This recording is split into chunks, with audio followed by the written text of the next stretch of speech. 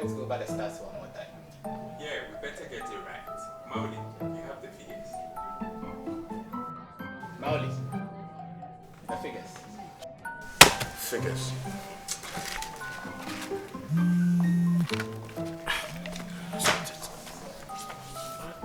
Hey, honey.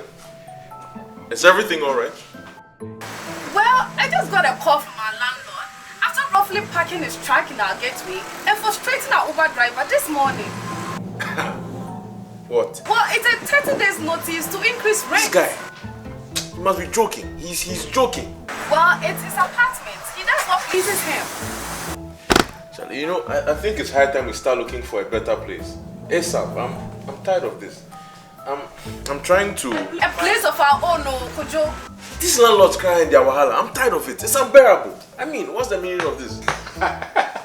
My guy, you still have a landlord. Babe, is it okay if I call you back? Yeah, sure. Love you too. There's no need to keep postponing comfort for the future. Get yourself a super affordable flat. No landlord wahala.